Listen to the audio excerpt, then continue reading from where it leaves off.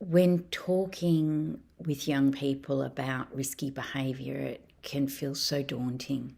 So I thought it would be a great topic for us to cover today, the idea of, well, how do we have those really tough conversations with our young people when we're concerned that they're involving themselves in risky behaviour? I always believe that we have to remember the core goodness of our young person, as it's not uncommon for parents to punish adolescents' risk-taking by withdrawing signs of love due to their own distress and anger. But bad behaviour is paradoxical.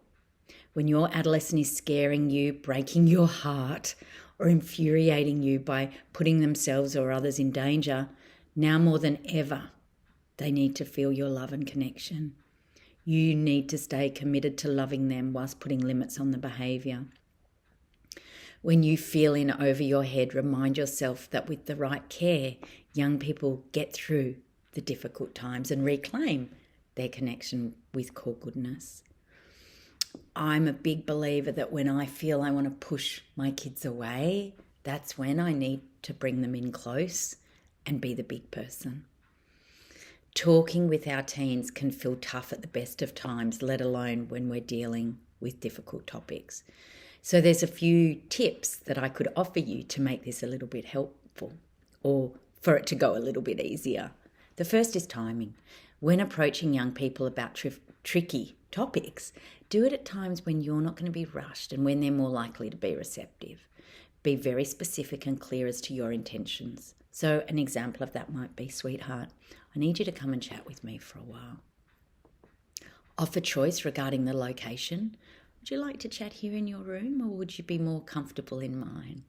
Remain really calm, curious, open, accepting and loving, and move slowly and calmly into the conversation while staying positive. We want to bring our goodwill to these difficult conversations. So, for example, you might say, some things just need to be discussed even if they're hard to talk about. I want to figure this out with you and I'm not trying to punish you or catch you out. I just want to talk with you and hear your take on this. The bottom line here is that I love you even when we disagree or I don't like the choices you're making. It's I love you. And we want to choose our words really carefully. We want to remain calm and speak quietly. We want to try staying factual and neutral rather than provocative or emotionally charged, because those emotionally charged words increase our adolescents' defensiveness. For example, Sarah, Mum called me today and said there were drugs at her house on Saturday night.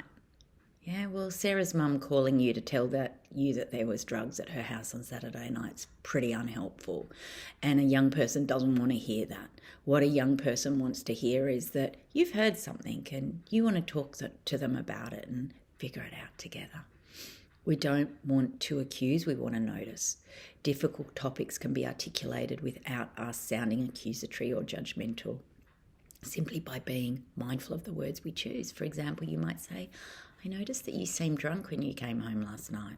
Or, I've noticed a change in your eating habits lately. Or, I'm noticing you're not doing that much schoolwork. And we want to invite their input.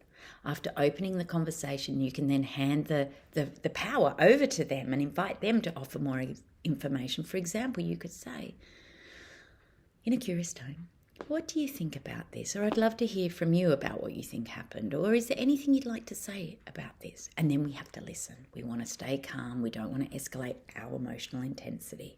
If they become defensive or angry, remind them that you're on their side and you love them no matter what and you value their openness and honesty and that there's nothing so big it can't be discussed. As a parent, you may need to gain support from others to do your own research or decide if your young person is actually at risk and if further action is necessary. Just ask a small number of questions. You know, those well-timed questions show them that you support them and it encourages your teen to reconsider or reflect on their decisions at pertinent moments. Questions dealing with their feelings, the situation and how you can be of support to them or how they can handle the situation differently in the future are all really important to help them develop their decision-making abilities. To believe or not to believe. young people vary in the level of honesty, and striving for ultimate or complete honesty is often a fruitless process. However, when conversations are smooth and calm, young people are more likely to share helpful, accurate, and honest information.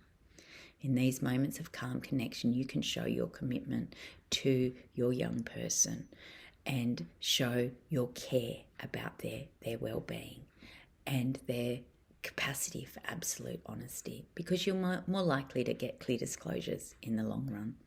And remember to pause. A really good rule of thumb for us when we catch young people behaving badly or in the midst of making poor choices is to pause, to stop, breathe and respond. Remember that strategy I've talked about previously, and let them know that you'll revisit the issue later on. In doing this, you offer your young person time to calm down, get out of the spotlight, reflect on their actions, and to be as honest and open as possible. Pausing also allows us to calm down and to think about how we want to approach the situation. Remember, it's okay to say that you're angry, but it's important that the difficult conversations remain calm and neutral and from a position of love. By applying these suggestions, it is truly possible that conversations with your adolescent can become a delightful, enlightening connection. Comfortable adolescents have lots to say and much to teach us, the adults in their world, about how they think and feel. And if your teen's not there yet, keep the ultimate goal of their conversational comfort in mind, because you will get there in the end.